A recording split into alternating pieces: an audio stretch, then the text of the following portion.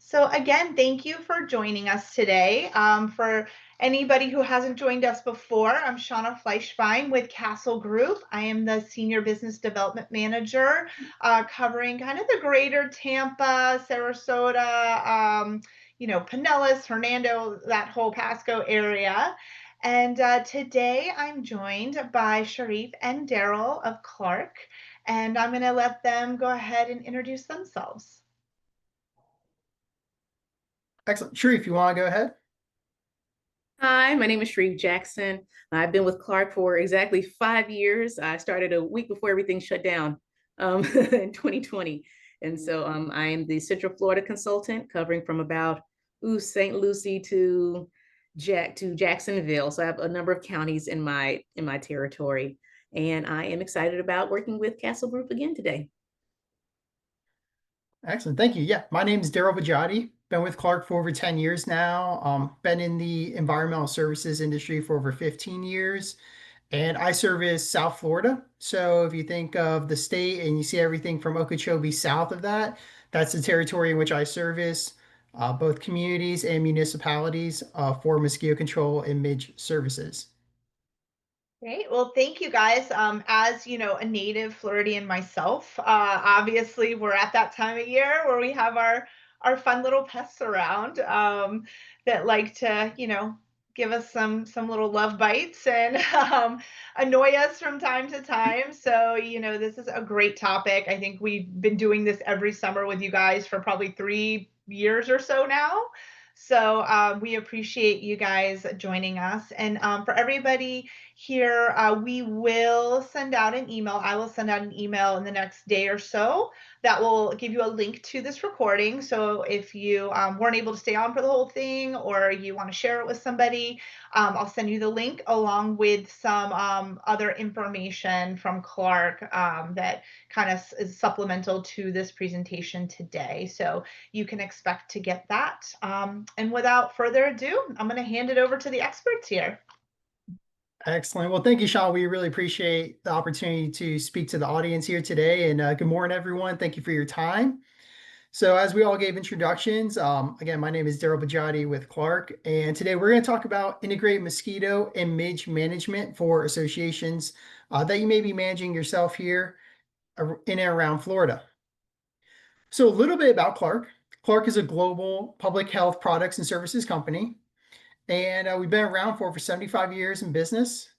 And how we do that is by having a strong mission, vision, and values. And our mission here at Clark is to make communities around the world more livable, safe, and comfortable.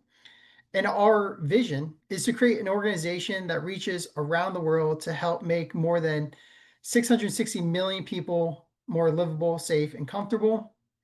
And how we really do that is by the people that work for this organization, the customers in which we work with. And that's through the values of caring for the planet, caring for the people, being passionate about what we do, and doing the right thing even when it's hard. So the background image there is a photo of our headquarters up in St. Charles, Illinois. And we do very much have a sustainable aspect to our business as well. So if you see solar panels up there, we create a green facility that's LEED certified. So if you want to learn a little bit more about Clark's background in sustainability, feel free to check us out on the website. And we have a whole sustainability report. You can learn more about our sustainable initiatives there. But looking here, Sharif Jackson, who's on this call this morning, myself, who's in South Florida. And then we have Kale Payne over on the west coast of Florida. We're all here to service you all and help you with any challenges you might have with mosquitoes or midges. So who are Clark's primary customers? We work a lot with mosquito abatement districts, counties, municipalities, but we also focus a lot on the property management side, HOAs, CDDs, condominiums, commercial real estate properties as well. Really anywhere that people are living and need protection from mosquitoes. So in addition to the services that we provide for midge and mosquito control, Clark also has a vertical business model where we actually manufacture the mosquito control products that are used in our operation as well as the equipment. So we do everything from the research of finding new formulations to actually putting into production and building out that new product to then selling it and bringing it to the market space. And we're not only here domestically in the US, we are an international company as well. That's how we expand our reach to try to protect as many people as we can from mosquito-borne illnesses. But here in Florida, again, we're primarily focusing on mosquito control programs, county programs, and property managers and CDDs. So, what are we talking about today? Well, this sign probably looks quite familiar this time of year where you have to be aware of the mosquitoes out there. We're going to be talking about mosquitoes and we're going to be talking about midges. So we're going to talk about the history of mosquito control here in Florida. We're going to talk about the behaviors and the biology of mosquitoes and midges. We're going to talk about how we could help you in your communities protect yourselves from nuisance mosquitoes and midges, as well as mosquito-borne viruses that might be around your communities as well. So why are we talking about this? Well, this image probably looks quite familiar to some of you, where over the last number of years, you have seen the migration of those from the north, maybe more so the northeast, it feels like, coming down here into South Florida. And who doesn't want to live in South Florida? You know, it's a beautiful state. We have everything from the beaches to the hardwood swamps to Everglades. It's a vast state that you could explore and get out into nature with. However, it seems like we continue to be growing in those areas, in those natural areas that, you know, wildlife lives. And mosquitoes and midges being some of those native pests that we're going to have to learn to live with and become neighborly with as well. So this image here, where we are developing into more natural areas, is becoming more and more common. Not only is it, you know, a South Florida problem anymore, it is a whole state problem where all the way up to the Panhandle and all the way across up until Jacksonville, we are developing, and where we're finding any bit of land still around, we're putting in new homes out there. And we understand why people want to come here. However, we're going to have to also understand the challenges that come with living on the water, in the water, and around these natural areas. So I also share this image, and Sharif might talk about a little bit more as we talk about midge control. However, I love the color distinction between this image where you clearly see the roofs of all these homes, and then you see this very distinct green grass, lush green grass, looks fantastic. I want that in my backyard. And then a crystal blue water lake right there as well. And so it's beautiful. You can imagine looking out your backyard and seeing beautiful grass right into the water's edge. It's like you're looking out at the swimming pool. Unfortunately, those aren't swimming pools. Those are stormwater ponds. They have a purpose within your communities to prevent, you know, flood control, as well as also sustaining some wildlife uh, in those ponds as well. And as you learn about the mosquito and midge biology, standing water and water is a perfect area for these insects to breed. So with no other foliage or anywhere else for these mosquitoes or midges to go once they hatch off, unfortunately, they wind up right into your backyard, right along your screens or on your windows. So this image is a perfect depiction of the topic here we're going to discuss today.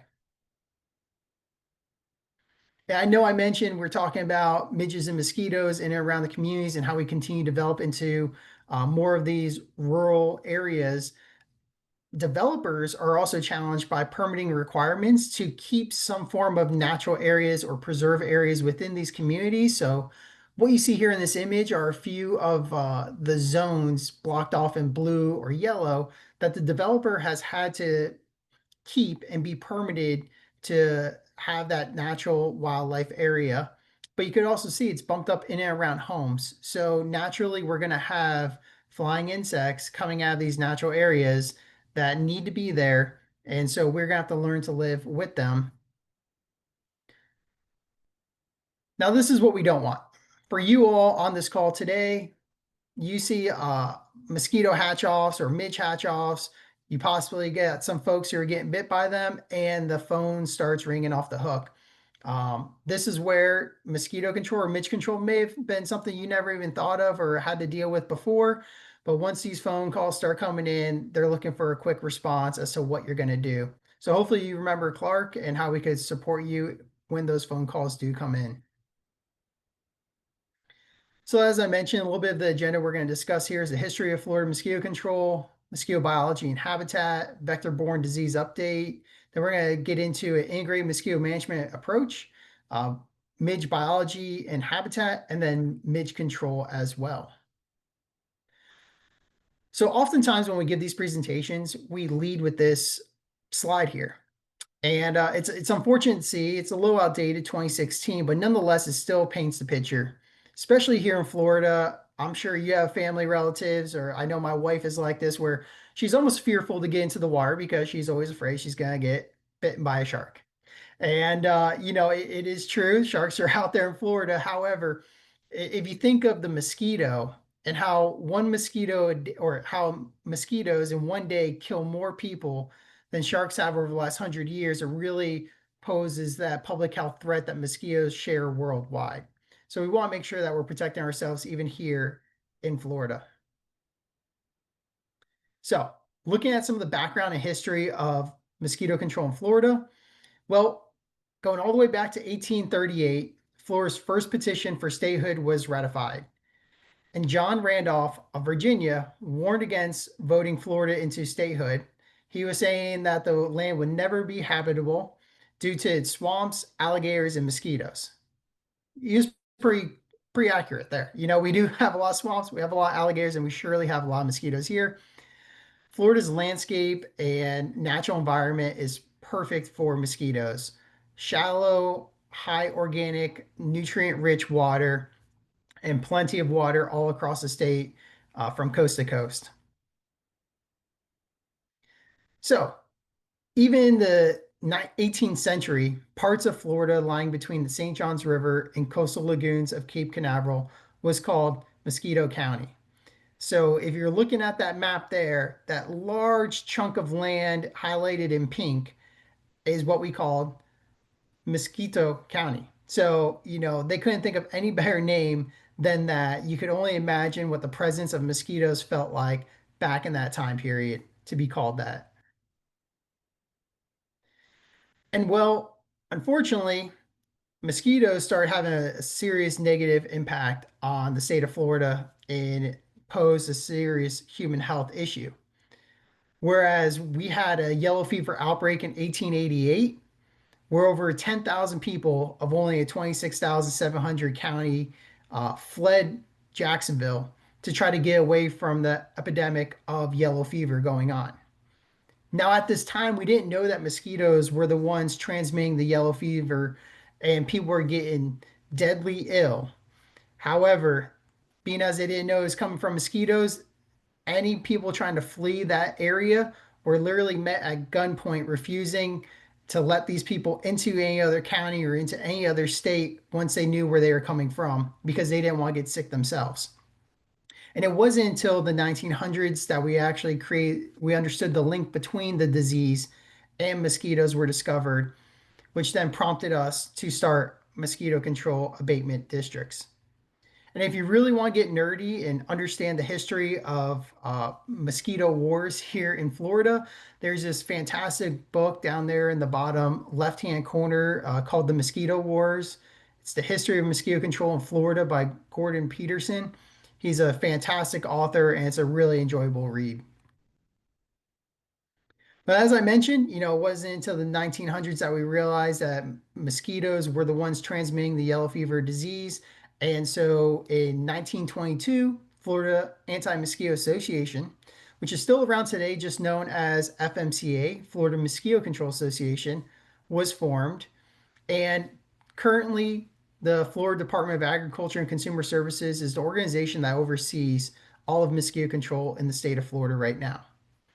And the first mosquito control district was established over there in Indian River Mosquito Control, where they still operate today.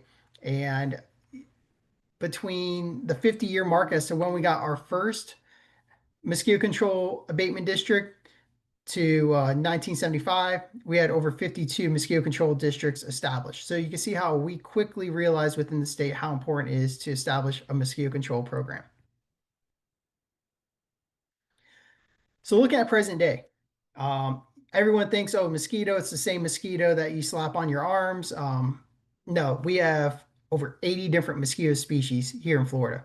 Some of them live in around homes, some of them are around your coastal areas, and we continue to actually find new mosquito species popping up just about every other year, it seems like. A lot of the mosquitoes that we're finding are more so down in the Miami area, around the homestead, more rural farm areas. And you can imagine how international travel and trade could adopt some of these newer mosquito species that may be coming in through cargo and or through plants trade, where their eggs are being left on maybe something like a bromeliad plant. And then once they come into the US, they get watered, the eggs hatch, and now we got a new mosquito species here in Florida. So we continue to monitor the different mosquito species we have here in the state. Looking at mosquito biology in species and habitats, this is probably no surprise to folks who live here in Florida, but mosquitoes like standing water.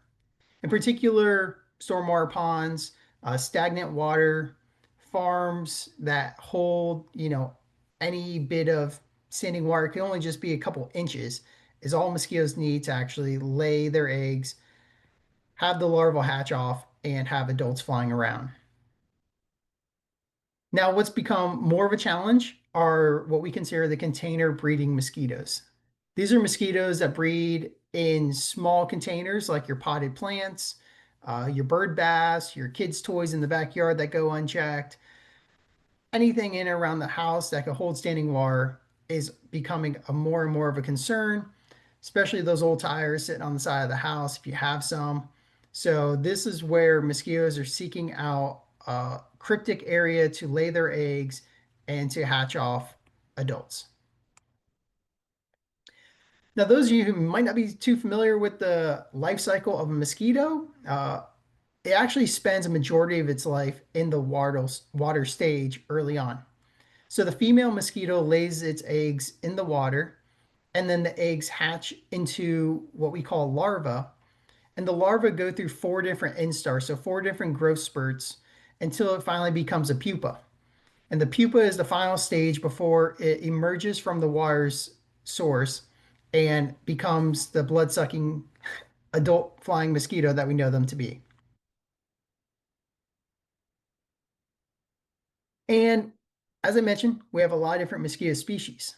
And you could see there at the bottom right, there's a few different species between Anopheles, Culex, and Aedes, and how each of these species have unique characteristics in all the egg stage, larval stage, pupa stage, and adult stage as well.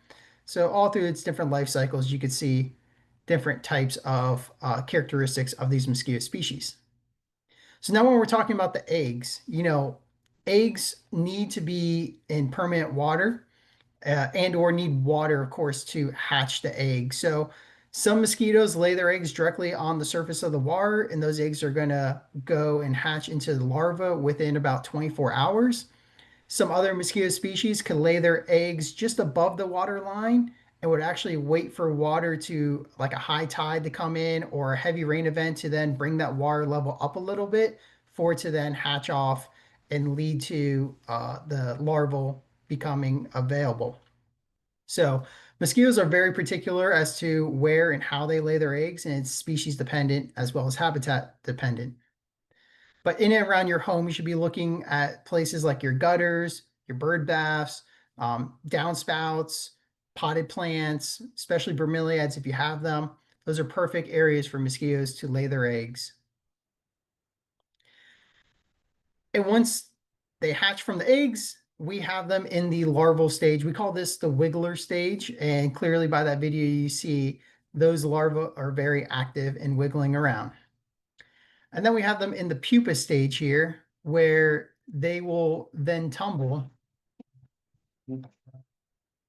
So these are the pupa up here, and you can see the larvae still being very active. The pupa are not as active, but they will start tumbling once disrupted or disturbed.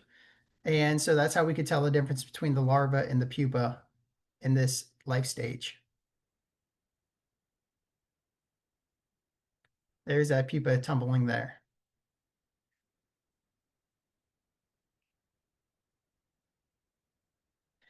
All right, so from the pupa stage, now we finally got them in the adult stage that we know them to be. And that photo there in the bottom right does not look comfortable at all. That was taken out in Alaska, but we think all mosquitoes are out there to bite us. It's only the females that are out there to bite us. They are the ones who need to take the blood meal for egg production. And so both male and female will also feed on the honeydew of plants for nectar, but the female will also take that blood meal, whereas the male will only take the nectar and honeydew from plants. Now, told you multiple times so far that not all mosquitoes are created equal. And some mosquitoes have long flight ranges, upwards of 15 miles, whereas others have a couple 100 feet of a flight range. And so for us as professionals, it's always important to identify what mosquito species we're challenged with. And it helps us pinpoint where a point source solution might be, trying to find the source of the water that they might be breeding from, and or where they might be coming from or migrating to help prevent any disease outbreaks and or calls and complaints. Now, this is a little humor here. We haven't found this mosquito here in Florida just yet, but if Florida was to have a mosquito, I think it would look something like this as its, mascot. But we're going to talk about two particular mosquito species that we see here in Florida in and around communities and in and around individual homes. The first one is the Culex quinquefasciatus. So this is also referred to as the southern house mosquito, and it's a very urban mosquito. It's one that likes organic, rich water. So things like storm drains right out in front of your house, or your gutters that have a lot of leaf material hanging in there. They like that type of habitat, and they are very challenging to control. And they have relatively a short flight range as well. So, around 500 meters, the source or problem could be not your house, but maybe your neighbor's, one house or two houses down, as to why you might be having adult mosquitoes in and around your property. Now, the challenge with Culex quinquefasciatus also is that they can vector West Nile virus. This is becoming a more urban virus, whereas previous years, before Culex quinquefasciatus was really a primary vector, it was more so floodwater mosquitoes that were out in the middle of nowhere, not necessarily around humans, so not anything we worried too much about. But of recent years, this mosquito species has been vectoring it in more urban areas and leading to illness within the human population. So it's definitely a mosquito we want to keep in check. Then we have Aedes aegypti. And if you know nothing about mosquitoes, I'm sure you actually probably heard about this mosquito. This is one we also call ankle biters. This mosquito species likes to actually feed a little bit more during the daytime. And this mosquito species has a very short flight range. So it is going to stick more so around your home. And this mosquito species vectors a lot of other viruses like dengue, Zika, yellow fever, those illnesses that could really impact your human health.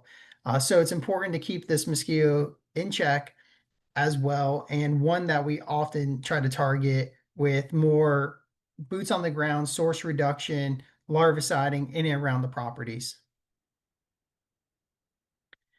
So kind of give you a little bit of background on the biology, life cycle of the mosquito, and some main habitats that are a little bit more textbook. So I'll share with you a few videos that I've taken over the last number of years in doing this work, and I'll share with you the stories behind them. So you can see the mosquito larva right here just floating around, and you can see them starting to wiggle.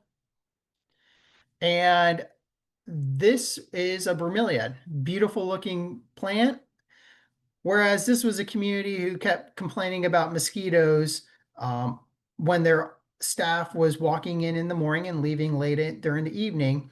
So I found the source right there. Again, that's a mosquito species that doesn't travel too far. So knowing that that's the front door of the community, People are constantly walking in and out. It was a perfect spot for these mosquitoes to set up shop and have a food source as well as a perfect mosquito breeding ground through that potted plant. This is another video here I found really unique. I haven't seen anything like it before. This is a very slow moving water along the curb. And you could see when I move this leaf, there's going to be a lot of mosquito larvae right here. All what you're seeing dancing and wiggling are all mosquito larvae. And what this came from is a sprinkler that was busted in my community. And I was just simply walking and saying, you know what, there's a little bit of standing water. I wonder if mosquitoes will actually be able to live there. And you could see it's draining right into that storm drain. So I can only imagine the thousands of mosquitoes that are down there. But nonetheless, it could be something as small as a sprinkler issue over the last number of days that goes unchecked. That could be having a mosquito problem around your community. And then this was the most recent last week, and I had a complaint of mosquitoes around when they were playing tennis. And you can see someone just left a cup in a tree, just not wanting to properly trash their cup. And you can see mosquito larvae there, and there. So once it rained, it filled up and created that perfect mosquito breeding spot. Was there a question? Yeah, we had somebody ask if both male and female mosquitoes make the buzzing noise. Yes. So you might hear that buzzing sound around your ears and you're like constantly trying to swat it. Yes, it will be both either male or female that make that sound. Again, it would be the females are actually trying to take that blood meal. When we breathe and exhale, we release CO2. And mosquitoes are actually attracted to CO2. So within our mosquito traps, we actually put dry ice in there so that that dry ice, when it evaporates, sends off CO2 and those mosquitoes are attracted to it, as well as certain colors. There's certain scents also that humans emit that is attracted to mosquitoes as well. And so, yeah, there's a few different attractants as to why mosquitoes might gravitate towards us. It might not necessarily be only for that blood meal. So the males might be around you as well. So you mentioned scents. I'm just curious because I've heard people say, "Oh, I don't wear, perfume or scented lotions in the summer or this or that." Does that really have an effect? If you're wearing something that smells, has a certain scent to it? Yeah, so I don't know about specific scents, and I'm not as up to date on some of the most published research on scents in particular. I just know there's certain pheromones and scents that mosquitoes pick up on that I'm not exactly sure what it is. Hmm. I think it's a little bit more of a natural scent than maybe something that we could spray on ourselves. I understand that there are repellents out there. Don't know necessarily all the formulations or what those repellents are. I personally use something called a thermocell if I'm ever out in the woods, and that has a form of repellent aspect to it, and it does have like a sweeter scent to it. But yeah, nonetheless, just from a natural standpoint, our pheromones and natural sweat is something that mosquitoes can gravitate to. And that probably explains why some people get bit. Like my family, my husband barely gets anything. My daughter and I will get bit by any mosquito that's within, 25 miles of Yeah, where we're at. There are studies exactly. that show that blood type matter as well, that they are more attracted to certain blood types. Mine is one of them, O positive. And so sometimes you'll see that as well. So it's all natural for the most part. Interesting. Yeah. Excellent. So, and then one more video here, and this one's of recent. You could see hundreds, if not thousands, of mosquito larvae just hanging out in here, being very chill, like they're in the jacuzzi. Um, this video was taken over the weekend, and that's the first tee right there. So golfers were complaining about mosquitoes, and this fountain happened to be down for the last week or two. So you can see how quickly, just without any moving water and that stagnant water being held in these rocked areas, that the mosquito larvae are popping off. So now quickly, we're going to talk a little bit about some disease activity that mosquitoes actually pose a threat to here in the US and here in the state of Florida. I did talk about this earlier in the presentation, but that the mosquito is the deadliest animal in the world. It's such a small creature, but something we don't even think about oftentimes. But globally, we are challenged with how we control mosquitoes and reduce those number of deaths. Now, here in Florida, at Clark have a Florida disease activity update where we partnered with Dr. Jonathan Day from University of Florida. And on a weekly basis during the season, he'll put out a newsletter to give you an update as to what is going on around the state. Excuse me, if you're interested in this newsletter, feel free to go to Clark's website, stroll all the way down, and there's a link to get connected to Dr. Day's newsletter. It's a very quick read, very educational as well. So what does this have to do with you and me? Again, we want to make sure y'all are staying healthy, being safe, and trying to reduce our mosquito-borne disease risk out there. As I mentioned, international travel, domestic travel, we're constantly passing things around, global trade, and unfortunately, disease and mosquitoes are some of those things also being passed around. Now, from Florida Department of Health, there is a weekly update as to what the disease activity around the state looks like. And so this is a snapshot from 2024 of what we saw here in the state. And what you see there as expected is what the state expects based off of averages over the last number of years of number of cases for each of these diseases and line items. You can see 2024 was a very, very active year for imported dengue cases. So that poses a challenge here at the local level because the way in which that virus replicates, it could easily be picked up by an infected human, by a local mosquito, and then that local mosquito that bit that infected person could go bite another person and pass on that virus. So even though it was a travel related case or imported case, it does pose a threat from a local standpoint as well, which is also probably why we saw elevated local cases last year. So either way, you can look down the list of all the different pathogens that we monitor throughout the state through arbovirus activity. And a very hot topic here is malaria. So in the news back in 2023, we saw, the first case of malaria since, in over 20 years. So this was of concern over there in the Sarasota, Manatee County area.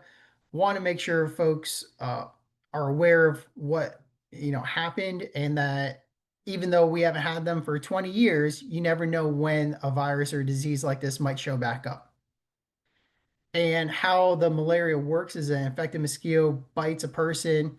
The virus is actually replicated into the infected liver, goes into the blood cells, then another mosquito bites that same infected human, and then travels around and bites another person. The cycle continues.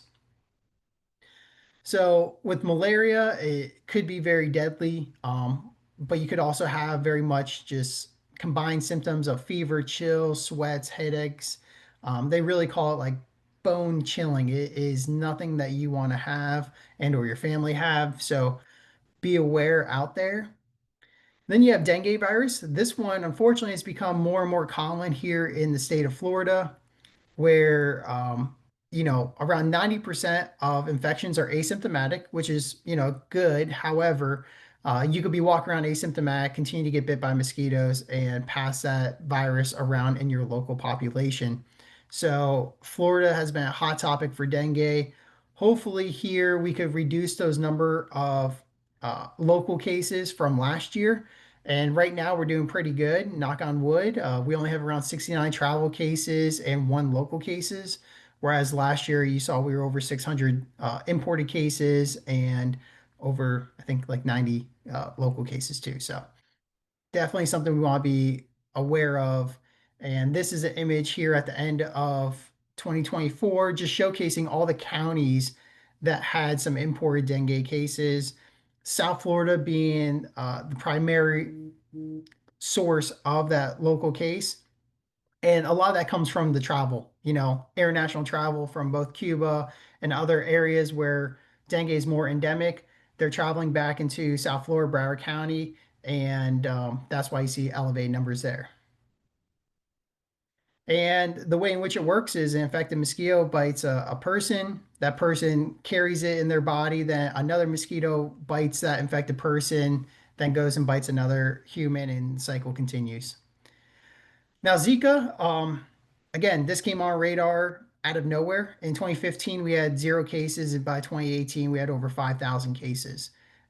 There is a new case out in Hawaii right now with Zika as well, because it's been quite quiet since 2018. But nonetheless, the routes of entry are very unique, as well as it could be passed through sexual transmission, passed from mosquitoes to humans, blood transfusions. And the scarier part too is that mothers that were pregnant could also pass on the Zika virus to their child. Now, lastly, West Nile virus. This is one I told you, the Culex quincunfasciatus mosquito species can vector, as well as Culex nigerpalpus. And so it's something that we monitor. It's a little bit more of a central Florida disease, because that's a little bit more of the rural type mosquito species that continues to replicate that virus within the wild bird population. But we're also starting to see a little bit more in urban areas as well. As you see along that coastline, we're starting to get a lot more activity of West Nile cases, and this is in the human cases. So definitely something to be aware of and monitor. The symptoms of West Nile virus is very flu-like. However, it could be more severe as well. And then, the challenge here really is the backyard battle. It's the old tires, it's the bird bass, it's the pod plants. I personally find myself now being a homeowner of 2 years now, constantly trying to clean up my yard. And I am so surprised as to how quickly I do find some mosquito larvae in my backyard when I leave a potted plant unchecked for a week or so. And especially with some of the rains we've been getting of recent here across the state of Florida, we're expecting some more mosquito activity in the coming weeks once they all hatch off. And we talk about the human factor, it's development, it's construction sites, it's tourism, it's people traveling around that poses that threat of arborvirus activity and mosquito transmission. So it's important for us to continue to monitor, protect yourselves in and around your communities, and while you're out there enjoying your local shops. So with that, I will let Sharif go ahead, take it from here. All righty. So you've heard a lot about the threat of mosquitoes and the diseases that they have. And now you're like, well, so what do we do to protect ourselves? So I want to talk a little bit about that. Okay. So everyone who's doing mosquito control should be using integrated mosquito management.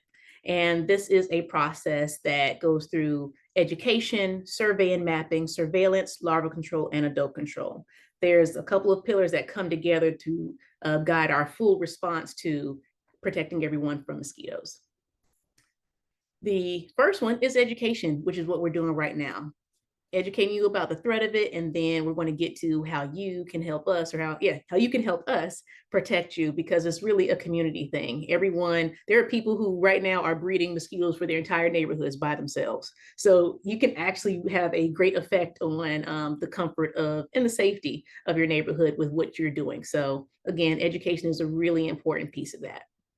The next part is survey and mapping. And that's basically where we figure out where the mosquitoes are coming from and what areas are being hardest hit. And we'll talk a little bit about that in depth. And so what you're seeing on the screen here, for instance, is, so you heard about catch basins being an issue. And so this shows how we've mapped, these are all the catch basins either in that neighborhood or in that city. And then when our technician gets their route, they'll do storm drain treatments and they'll hit all those little red marks on the map. So no one is out there just kind of tossing things around willy-nilly. There is a method to the madness. There's a little human here, but it's important when developing a strategy for controlling mosquitoes to know where they are and what their behavior is to best manage them. You can't just just go around and spraying and thinking that you're helping them, you're hurting the mosquito population, or just putting larvicide anywhere either. So the surveillance portion, what you're seeing in this picture is on the left, mosquito traps, where we're trying to trap adults and get an idea of their population. And on the right side, you're seeing someone doing surveillance for the larvae, because again, if you don't know where they come from, you really can't affect the population as well and have a more longer term effect on the issue you're having. So we take a scientific approach to mosquito management by identifying where the mosquitoes are, what types of mosquitoes we're collecting, and then understanding the population density before we make applications. Because again, you have one person complain because, oh, they've been bitten one time by a mosquito. That doesn't exactly make an emergency. We are in Florida, and you cannot get rid of all of them. People talk about roaches lasting forever. Mosquitoes will probably also be there with them at the end of the world because there's too easy for them to thrive in just simple any water. Now, when you get to the larval controls, again, we do lots of different types of larviciding. You can go to the next slide. So there's different types. You saw on the life cycle, they spend a lot of their life in water. So when we're doing larval control, we are trying to keep them from growing up and then becoming adults that are going to feed on you later. There are granular larvicides that are kind of like little pellets. There's liquids. Most of the time we're doing catch basins. We're putting in tablets or maybe even water soluble packets that dissolve in water. Everything we use is we try to use environmentally sensitive products. And even when we get to adulticide, these are all EPA approved products. So the mosquito control you have now is not the mosquito control of the past. Now, on the adult control, we are again trying to attack the ones that are already that are trying to feed on you. And we do that in multiple ways. We have truck ULV, ATV ULV, and then barrier treatments.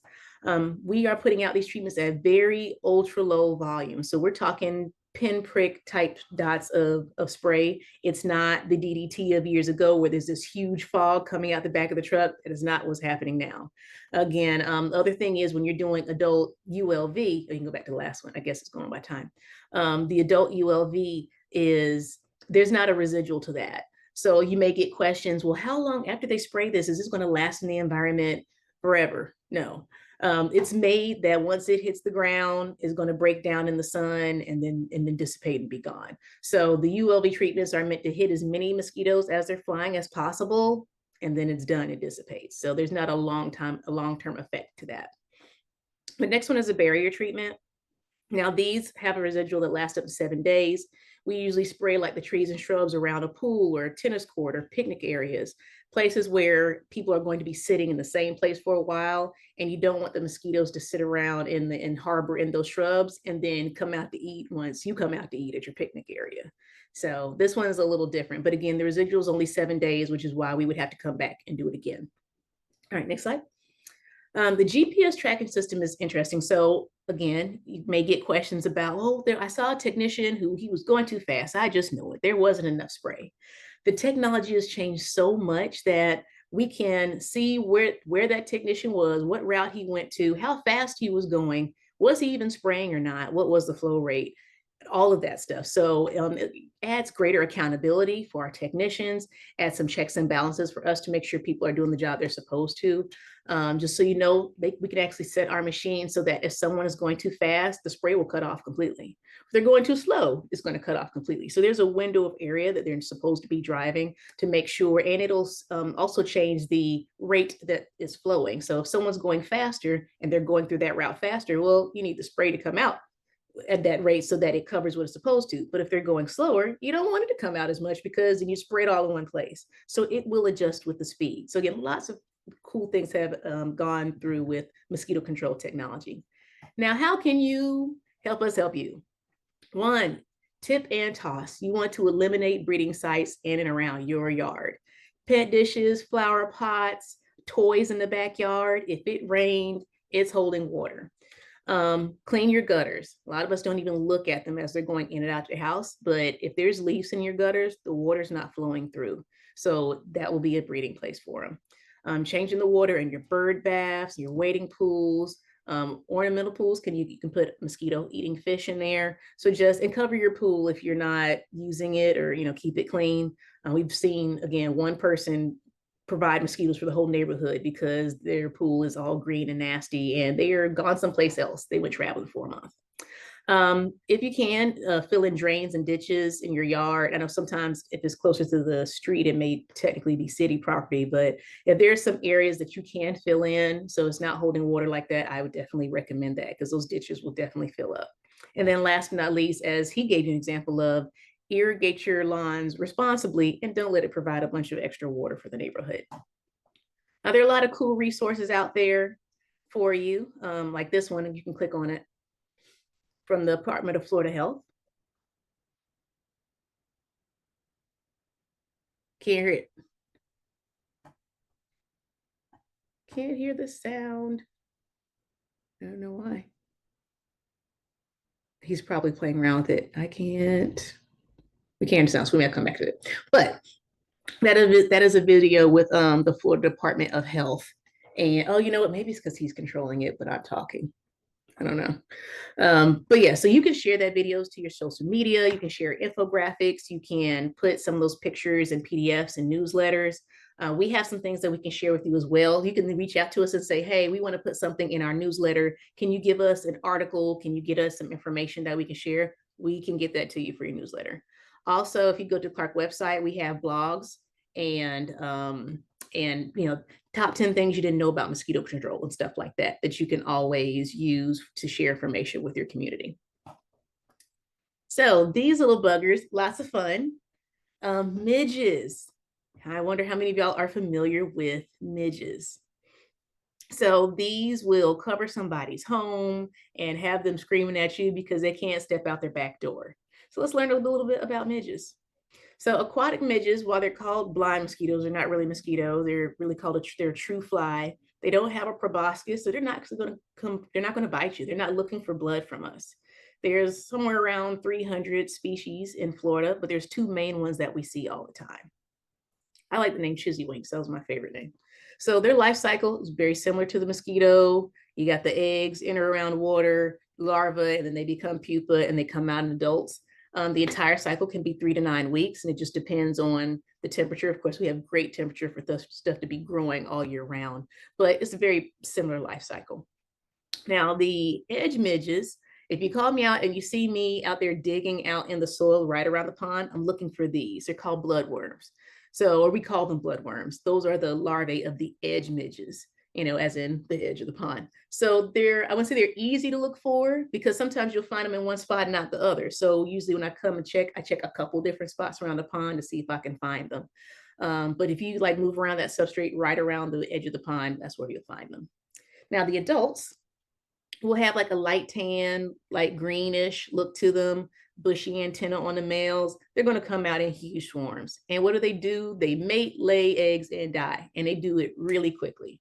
So if you call us on Monday because you were being swarmed by bugs, if I come out on Thursday, I might not even see them because they're already dead. They do all this really quickly and they live to just start the process all over again. So you have to get rid of as many as you can as quickly as possible. Now, the next one that we see is phantom midges. Now, their larvae live in the deep water, like in the middle of the pond. So they're, I can't just kind of dig around and find them. The good part about midges is that because they come out by the tens of thousands, you can usually just find the adult midge someplace. And if we can't find them during a swarm, a lot of time you'll see us checking like spider webs and corners and stuff because they get caught up in those. But these are a different kind. They are even more populous than the edge midges, which is saying a lot because there's a lot of them. Again, minimum nuisance, they're not going to bite, not spreading any disease to you or anything, but they're just very, very annoying when they come out by the tens of thousands. They're going to interfere with your outdoor activity. Again, a lot of people I can't go for a walk. I can't step outside. Depending on which way the wind is blowing, sometimes all the midges go to one side of the pond. They get all the way to the front door. The worst side effect that I've seen of is the spiders, because you have so many insects on your, on your lanai or whatever. And then the spiders are like, oh, great, there's buffet at this person's house. And then when they die and they fall off again, lots of dead insects for spiders. So I've heard of at least one person, she had to call pest control because of the spiders that were brought by the midges, which I think is worse. But also if there's a lot of dead ones, you can have some fishy odor. This is a picture from the 2007 World Series where the midge flies happened to be so bad in the inning, they had to stop and spray the players down. Because again, when there's so many of them, they're all in your face, they're in your mouth if you're talking. I mean, tens of thousands is pretty accurate, so maybe hundreds. So this is a picture of a screen, someone who has midges all over their screen. So when you get that call, sometimes you'll get a call that says, oh, the mosquitoes everywhere, they're flying around, they're swarming. That's probably not what they have, because one, they don't bite. But two, you're not going to see that many mosquitoes anywhere except maybe in the middle of the Amazon. So if they're talking about swarms like that, it's probably not a mosquito. This is probably what you're dealing with. And like I said, it's pretty bad. So how do you do surveillance for them? On one hand, you walk outside and, they're flying around. So great. I just need to take a, get it, stand there and one will land on you. Then you can see what kind it is. But if you're not in that kind of situation, you may have to do what they call dredging and go to the middle of the pond and stuff like that. You can get them in the traps too. But the visual one is the easiest if you can catch them, because it's easy to tell one from the other. Population monitoring, you can do, some traps and things like that. But like in this picture, you're seeing the equipment that it takes to dredge, go out on a boat, try to get to the bottom of that pond and pull it up and see what you can find within the soil to look for those larvae. But much easier to just look at the adults because you'll see what's flying around. We do larval treatment for them, just like we do for mosquitoes. We do adult treatment, usually by ATV, because you can catch them where they're emerging from the pond. And then we can do barrier to harborage areas, because sometimes there's a clubhouse right by the pond. So it's a place where people are going to hang out at the pool. We're doing picnics and things like that. It's important to know that ponds don't have to be murky and nasty looking to produce midges. It's about the nutrients that are in it. So some ponds can appear to be clean from the surface, but have muck layers filled with stuff at the bottom, and it's still a very good habitat. So don't let a pretty pond fool you. So how can, again, you help us help you? Decrease the lawn fertilizer runoff. So I know you want your lawns to look great, but you don't need that running into there. Community awareness, obviously, and working with your landscapers. Like when they're cutting the grass, they're supposed to have those little bags that can catch the cuttings, so it doesn't go right out the lawnmower and into the pond, because that's part of what adds to the nutrients of it. Minimize your light. So instead of having those lights that just stay on all night, have something that's more of a motion sensor, so it'll go on and go off, because they are attracted to light. So they're coming from that pond, and if the first light they see is yours, they're coming to your house, including closing your blinds, because the light from inside the house will still be, again, a beacon for them. You can change your light sources so they look a little different, yellow, not white. And fish stocking is a good idea. Aeration is good. And then the vegetation management. So if you have the right vegetation right around the edges of the pond, it can actually soak up and use some of the nutrients that might run off from fertilizer and things like that. And so that'll help it not have such a conducive condition to it. So what are the final financial benefits of community programs? A lot of people, so in your neighborhood, say you have 225 homeowners, and each of them is calling the pest control company saying, hey, do a barrier treatment to my home. They could be paying hundreds of dollars a year for someone to really just spray their backyard, which doesn't really do the trick as far as mosquitoes or midges really to really solve the problem. And overall, collectively, it's going to cost your community more money.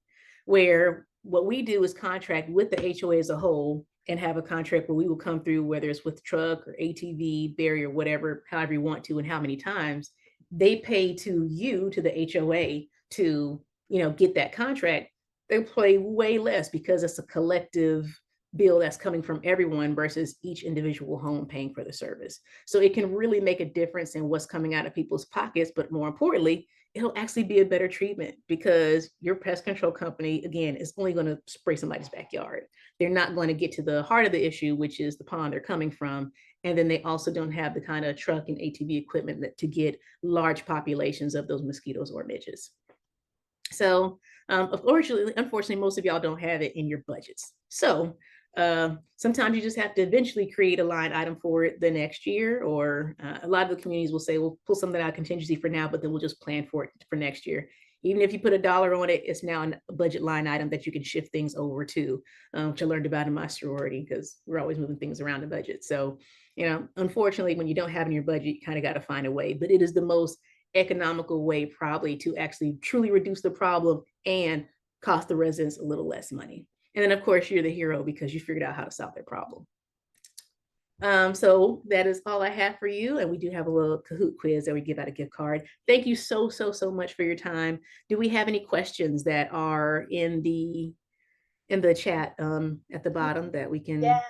We have a couple, and I don't know, we touched on this a little bit earlier, and I don't know how much you guys are experts in this piece, but people have asked, the best natural spray to use on somebody, on yourself, or if, let's say, your association or your community is not doing this right now, or they haven't budgeted for it, are there things you can do, in your own home, or things, if you're sitting outside and you're having a barbecue and you're trying to keep them away. So those were kind of the gist of the couple of questions that just came in.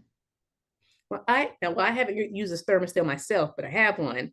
I've heard really good things about the thermostat as far as mosquitoes go and keeping them away, and they come in various sizes. Like a lot of people use them when they go camping, so they kind of create a little area around where they can sit and not have them coming into their space. So if you're going to have like a backyard barbecue or something, maybe you set a perimeter around and you can kind of keep them out that area. But I heard they work pretty well. Yeah, Um, I've heard folks planting certain plants that are supposed to repel mosquitoes around their yard. Um, haven't had much success with those types of plants. However, I'd imagine there's a few natural remedies out there from like a squirt bottle repellent standpoint. I know I go to a local farmers market near me, and a few of the vendors do sell more of a natural bug repellent. So maybe give that a shot. I don't know exactly what all goes into those, but I will say the plants that you plant around your yard probably doesn't help as much. Maybe protect yourself a little bit more with more direct repellents on your clothes and on your kids. And then also, most importantly, too, is that source reduction around your homes. I understand, as we discussed, there might be some migration from your neighbors not being as tidy as you are with their standing water, but nonetheless, having that repellent on will help you as well be protected. Now, there's not science behind it, and I'm showing my age, but back in the day, well, this company still exists, it's Avon. They Yeah, made something called Skin So it's Soft. so soft. I was The gonna purpose say was not mosquito repellent. no. It was like a skin oil. But I think because of the types of natural oils that are in it, people noticed that it was a repellent. So I know there's a couple, there's like lemongrass and orange oil. I've seen a couple of some that use natural oils as a repellent. Are they going to work as well as DEET? I'm not going to say that, but again, there's also people, myself included, who attract mosquitoes. I remember spraying my daughter down with off, and she's like me. I sprayed everything but her hands because she was like 3 years old, and they put their hands in her mouth. I sprayed everything but her hands and her face, and the mosquitoes bit her on her hands and her face. The little bit of skin they could get to, they were going for. Even though her arms and everything else was sprayed, she attracts them like I do. So for some of us, there might just not be any hope. But but yeah, there are some, like I think like orange oils, and I think there's lemon or lemongrass oils and stuff that you can find in some of the more natural ones. But I mean, I myself might even looking to find Skin So Soft again and see how well it works. Yeah, Because I somebody in feel the like as a comment. child, it did help. Yeah, somebody in the comments says the Avon product was great. So But that was called. It's called Skin So yeah, Soft. I know there's people who swear by it. So yeah. I don't think I've ever tried it. I probably should because I am one of those people. And it's funny you mentioned you're O positive. I'm O negative, so maybe an O So, blood type is one of the ones. yes, So guilty. yeah. But okay, so you said you had a quiz. Is that something we're gonna do live, or is that something that we? Yes. Okay. So I guess I will share my screen. So I guess, do you have to share it to me, Daryl? One. It says one participant can share at a Yeah. time. Am I sharing now? I just switched it to multiple people can share. So maybe now you can try. Yes, share and share sound. Let's see what happens. You can see it? There we go. Yep. So if you've gone to Kahoot and you type in this code, it will bring you into this game. You can give yourself a funny little name and a character, what have you. And it's a live trivia game where you get points for answering it correctly and answering as quickly as possible.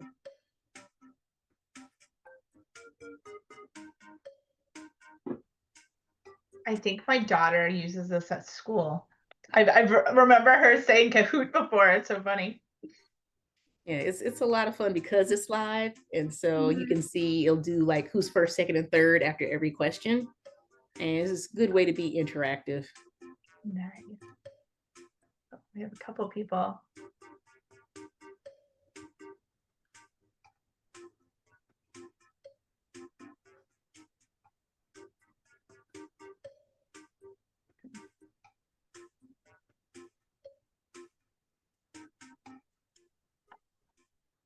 I think someone was still trying to find the website. Yeah, if you just go to the website, you don't have to download the app unless you plan on doing it again. Okay.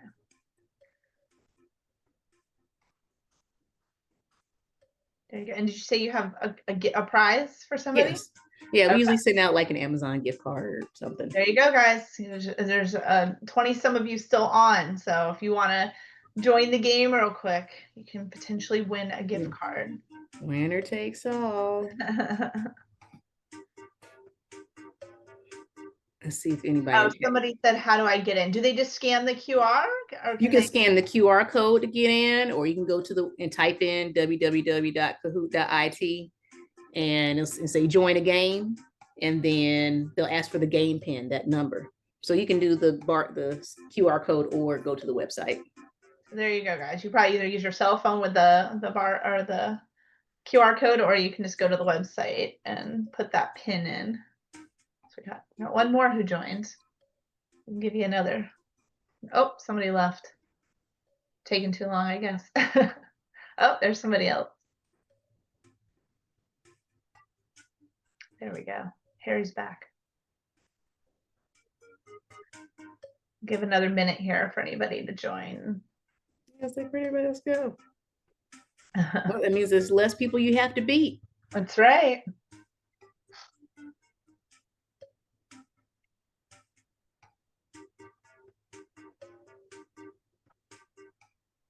All right. Should we just proceed? Yeah, and they can still come in as long as they have that okay.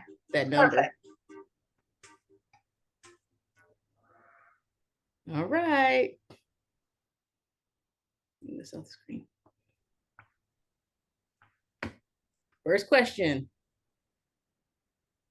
Container breeding mosquitoes can be found in areas such as gutters, lakes, bird baths and lakes. Gutters and bird baths. What's all the above?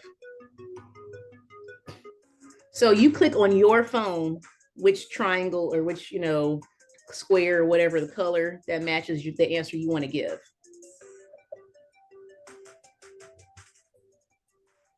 We have 5 people on now.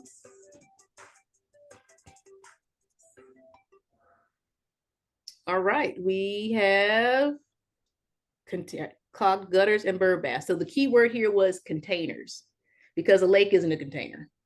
Mm. All right, Mickey. Oh, you know what? Maybe they timed out. I don't know. All right, so some mosquitoes can fly as far as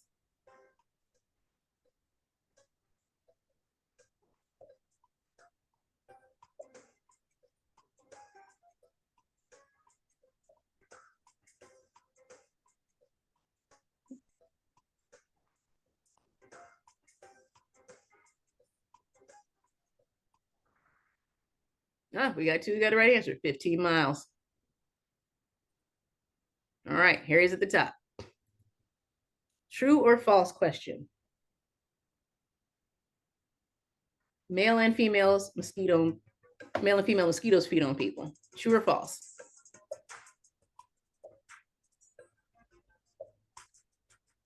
I know he told us. I remember.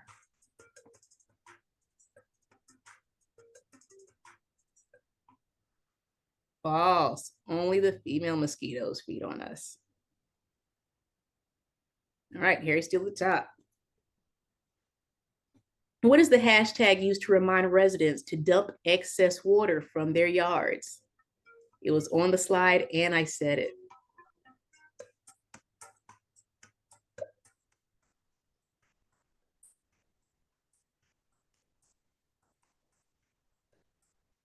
While multiple hashtags here may be familiar to you, especially some of the moms. And toss. Dip and toss is the right hashtag. So tip it over, toss the water out. Oh, JB's coming up.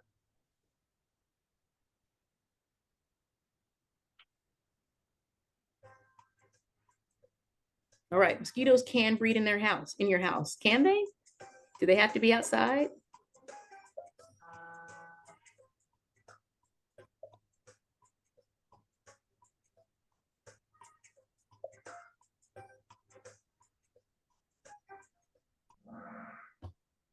That's right, they can.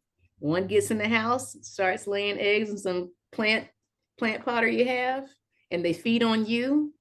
Yes, they can. Professional mosquito control programs often include ULV, barrier sprays, larviciding, ULV, and barrier sprays.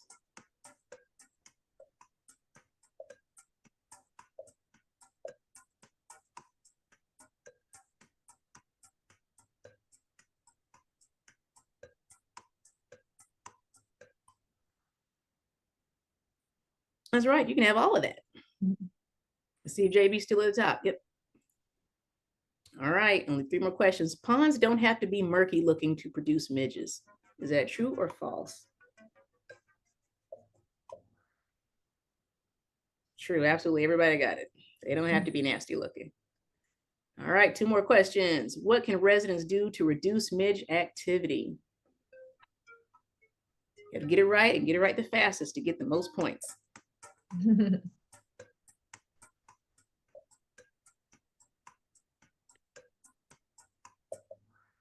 All of the above. That's right. Good job. You learned something today. All right.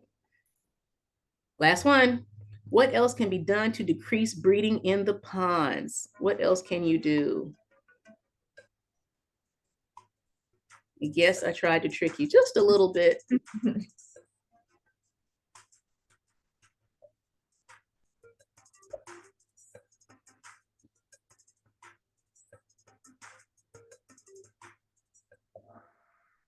Good job. Adding gators, probably not going to help. All right, let's see who we got. 3rd place, JJ.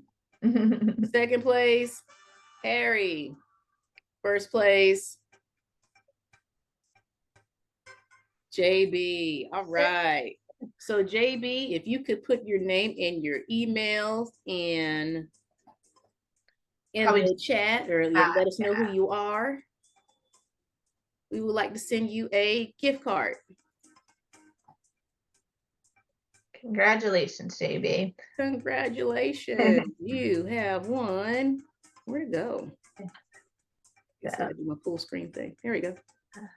So yes, congratulations. Is his information, his or her information in the chat? Not yet. So yeah, JB, if you could just drop that in the Q&A, in the little Q&A chat, I'll grab it from there and give it to Sharif. And in the meantime, I'll give them a chance to do that. Thank you guys both for being here. This is always super informative. Like I said, even though I've done this with you guys for a few years, I think I learn something new every year anyway. So we appreciate it. Here we go. I'm gonna grab this really quick out of the chat so I don't lose it. Thank you, JB. I've got that, and I will get that over to Sharif and Daryl so they can send you over your gift card. So thank you guys. Thank everybody who joined us today, who's still on. We appreciate you guys joining us, and we hope you took some great information away. And like I said, we'll send out I'll send out an email this week with some additional information from Clark, as well as a link to the recording here